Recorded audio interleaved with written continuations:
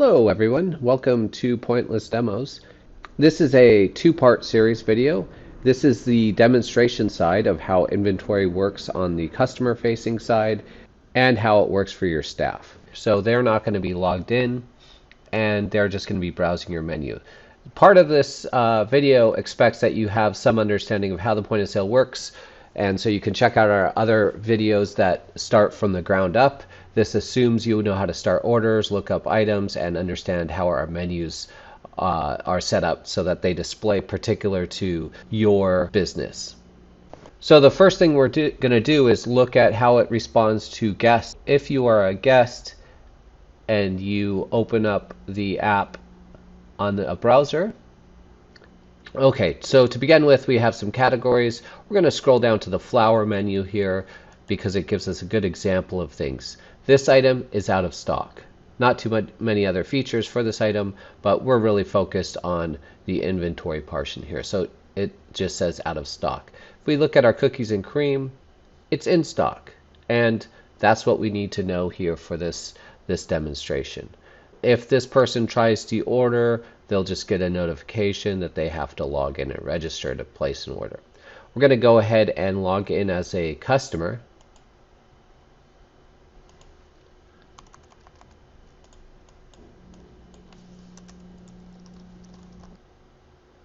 So I'm using a customer account.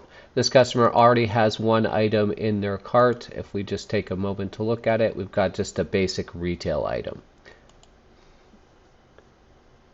Okay, now we can go down to this cookies and cream item. We can select the item. We know that it's in stock. We can press the item that we want to add. We'll be notified. And then if we exit out of that window, that pop-up, we would see that the item is on our cart. And we see that it's even using a METRC tag.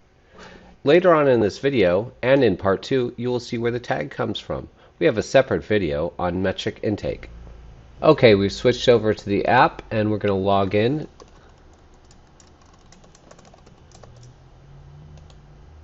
And we'll scroll down to our flower menu, just like we were before. And if I switch over to the browser, we'll go ahead and look at the inventory count here as well. And we'll do the same thing here. We'll log in. This might have seemed like we did the same thing twice. I just wanted to make it clear that when logged in through the browser or through the app as a staff member, you can see the inventory counts. You can also place orders like the customer would. Keep in mind, this uses LIFO inventory. So if we were to add 7 grams here, it would take that item out of inventory and add it on this transaction and associate the METRC tag. And of course, if we go to add something that's out of stock,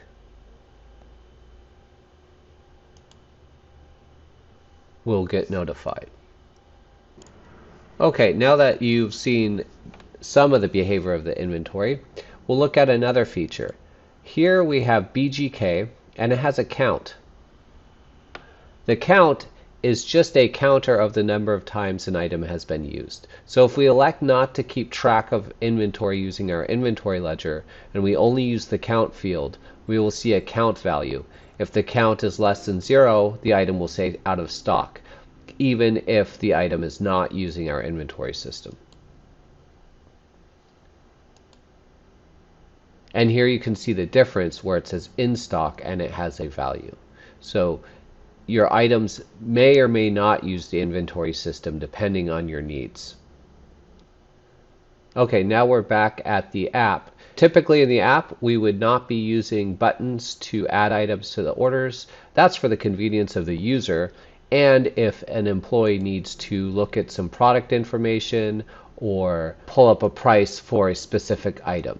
That's what we have those buttons there for. Normally they're going to use a barcode on the item to scan. So up here, as you see, we have the scanning field.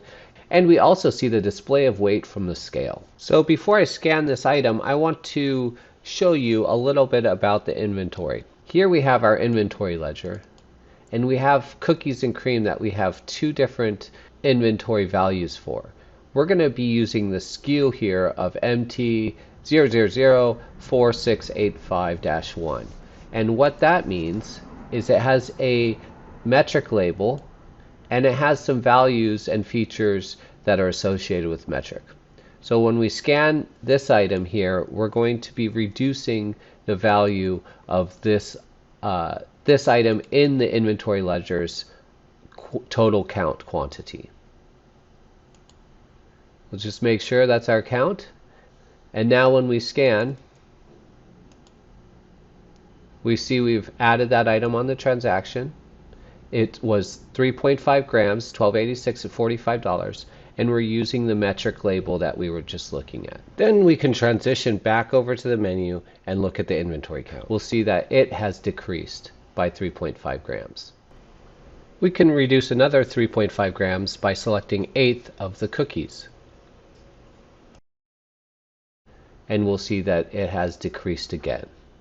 And back over here, we'll see that the inventory count has also decreased. The label that we were scanning could look similar to this, and it would have the barcode, which is your SKU here, and then it would have the metric label down below.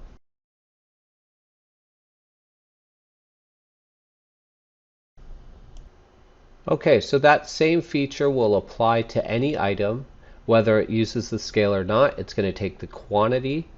In that case, it was the quantity from the scale or the quantity of 1, and apply it against inventory when you sell the item. In part 2, we also cover packaged items. In our next video, we show how you set up these features to track your inventory.